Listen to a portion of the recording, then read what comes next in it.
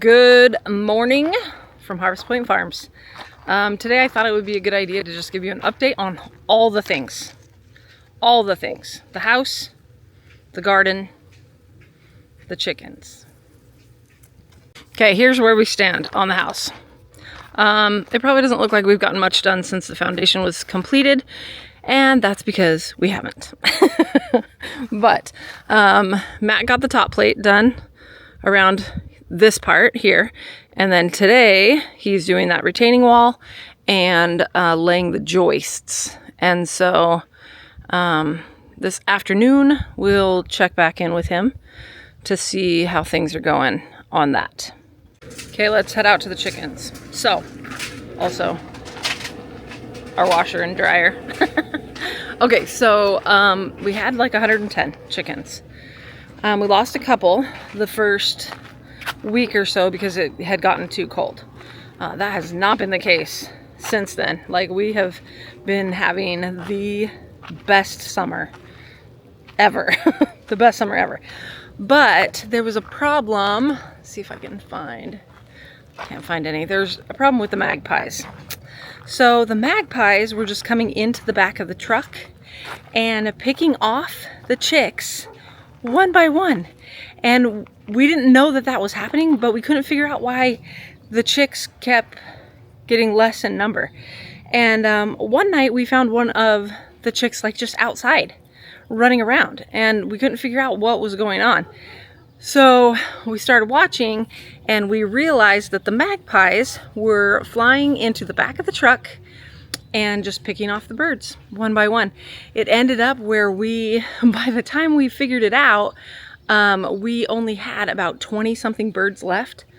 And so it's been crazy with the birds. It's like been bird massacre this year. And so we had our first order of birds, which was 110. And then since we lost a couple, we lost quite a few from the cold, we got another order, and we just got like 25 to 30 or something like that. That's when the magpies started picking them apart. And so then we realized that, and so we came up with a solution. So this shade cloth, I'm not sure if you can see this very well, but this shade cloth here has come in handy so many times on this farm. You can see there's a whole roll of it there. I've used it as like bird netting to protect the strawberries. We did use it on our greenhouse for shade. And so now we have just draped it up across the back of the truck. And as you can see, look, bird stuff right here. They were literally just picking off all of the birds. So I will show you. This is what we have left of the second order, and then our third order of birds. And they're pretty skittish because, I don't know, if a predator was flying in here and taking your brothers and sisters, you'd probably be skittish too. But they're doing pretty good. So we have about 20 laying hens mixed in with some meat birds. We did have 2 turkeys, but I'm not sure if we even have turkeys in there anymore. I'm not seeing them, so we might have lost the turkeys.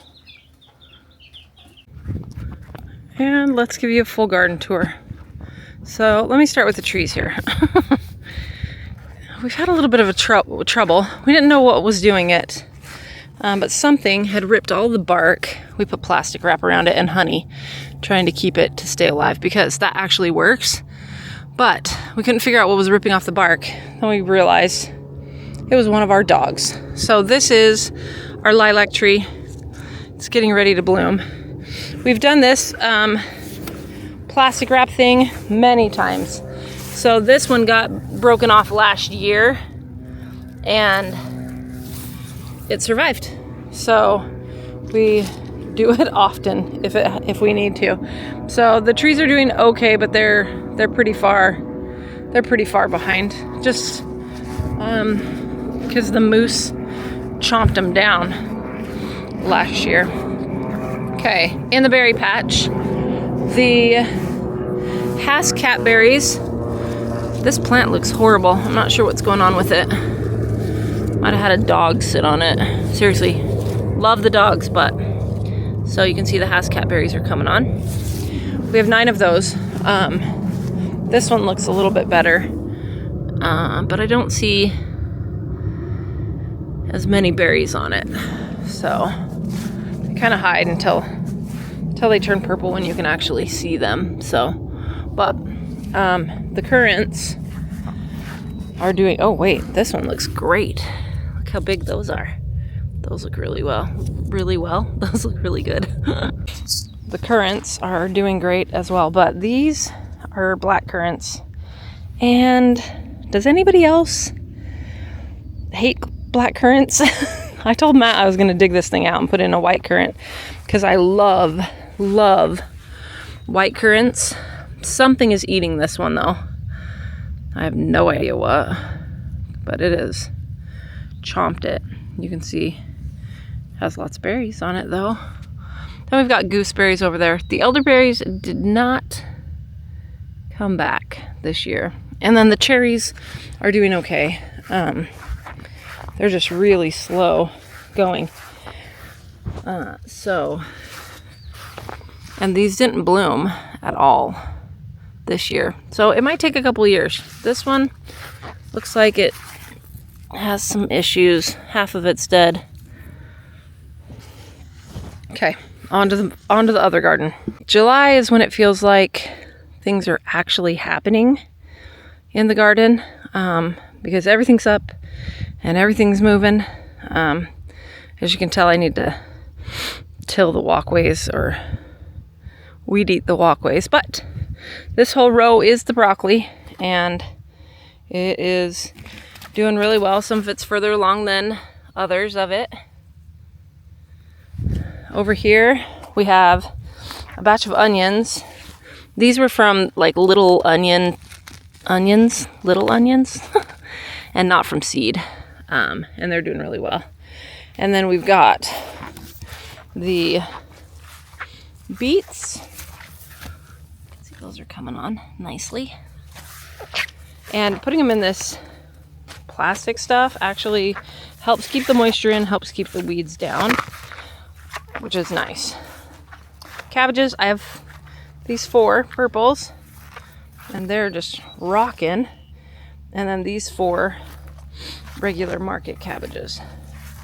And then these were the cauliflower that I had started from seed, and they're also doing really well. And then over here is the broccoli that I transplanted, and it is already starting to come on. Next row we have the lettuce. I harvested this one this morning, and then the dogs thought they were going to eat it. This one's already been harvested once, and it just popped right back. Kohlrabi's doing good.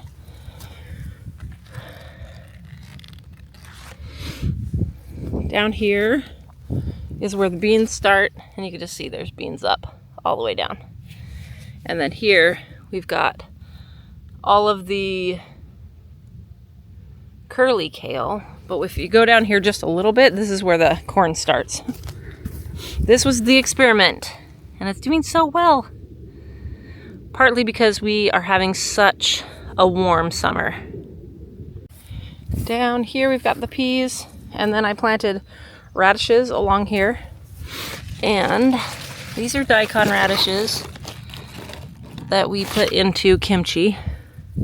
And down here I have Easter egg radishes.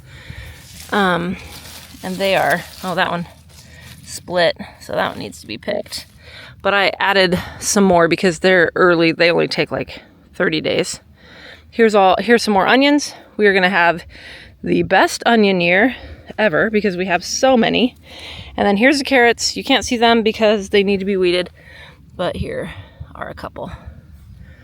And over here is all of our zucchini with more onions at the end. And then under the hoops is all of our pumpkins. Ooh, I'm so excited about those. And they're doing so well. I'm leaving this plastic here, so if we end up having more rain in July or August, then I can tent them. And further down, we have all of the strawberries. First 2 rows of strawberries. And they're just loaded. I mean, just loaded. Super excited for those strawberries. So these are 2 rows there, and then there's another 4 rows over here. And in this little patch right here is where I'm experimenting with Far North melon, which is here, and they're really small still, so I'm not sure what we're gonna get. And then I also am experimenting with some cantaloupe. So fingers crossed that we get something from those. So next up, I'll take you out here to the pumpkin patch and the potato patch. And Matt's gonna explain what's going on out here. Okay, so we've had no rain. Been praying for rain for quite a while, but it's nowhere in the forecast, so we decided to put on drip tape for all of our potatoes. Hooked the pumpkins up the other day, and that's all working great. So just thought we'd show you a little bit how this works. They make on this main line, you drill a hole. You can punch a hole too, but I don't like the hole punches. I just like to drill them, and then you put this little fitting in there to hook the drip tape to. Little puppy. So I just drill a little hole, and then this just clips right in, and this screw tightens it down and cinches it to the main line so it leaks less.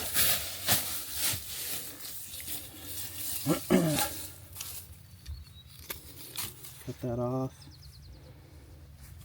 And then I just open this up just a little bit so it'll slip over the top of this barbed fitting. Kind of wiggle it on there. Tighten it up. And these are really nice because they have valves that you can turn on and off. So I think this is 8 rows. I'm going to turn on right now. And then Heath is going to move. Once they're full of water, they're a little bit easier to move around, and then he'll move it onto the bed. And hopefully get some water on. And then it doesn't matter if it rains or not. That's right. Okay, let me take you into the greenhouse here. Just some random stuff growing.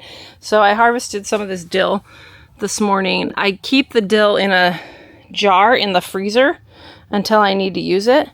And then I also harvested some of this basil. And it's in the dehydrator right now. So I have more dill here, and then I have oregano here.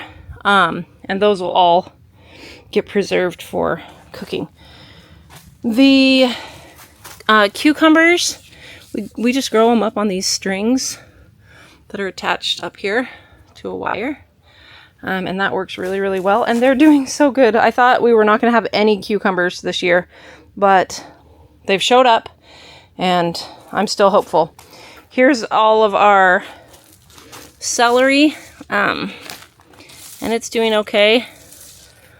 I want it to like thicken up. And then these are humongous, like literally. Napa cabbages, these are going to get harvested soon. We are going to make kimchi out of those. My pepper plants are tiny, but they are flowering. So we'll see what happens with those. Put a couple leeks in here. Those will be fine. And then the tomatoes are doing their best. Everything's just doing its best right now. I did notice this cute little guy yesterday. So pretty excited about that. So let me take you out to the garlic now. Just walking out here, and I saw this and I was like, oh, I've got to show you this. Look at that lupine. So beautiful. We get a lot of wildflowers out here. And this is just beautiful up against the forest.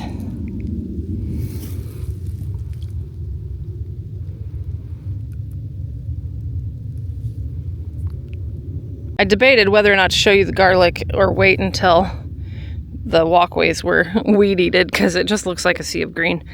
But this year, our garlic is doing better than it has ever done. So we've got big, thick stalks. This is a hardneck variety. And this is the first year we've planted in mulch, plastic mulch. And it has made all the difference. I mean, look at this one. This one's huge. That is so awesome. Soon we will have garlic scapes come on, and those all get cut. And then you wait a month and then harvest. And so, oh, it's so exciting and so peaceful.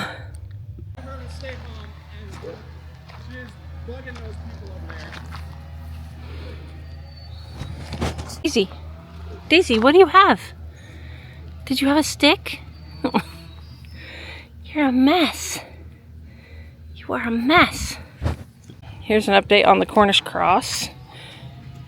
They are in their outside home now, and they're doing well. They're getting big, and they're lazy, and they eat a lot. And that one is not happy. I think it's asleep. It's definitely not dead, it's breathing still. Are you asleep? Anyway, they're doing good. Okay, it's several hours later. Everybody's actually getting ready to go down for a lake day. But I wanted to show you the progress on the house. They have got all of those. Let's see if I can go down there, but I want to kind of, I'll back up. Beep, beep, beep. Come over here. Walk across the plank. Walk the plank. As you can see there. So that's pretty exciting. And then that will get covered with plywood for flooring. I got a lot done today. Lake day it is. Right? Are you gonna run in and jump in, Matt? Yeah. It's so hot. Okay. Dying over here. Hey, Mama. Can you take this off? Yes. I'm gonna need to get a life jacket. Where's your mom going? She's out of here. She's like, peace out. Peace out.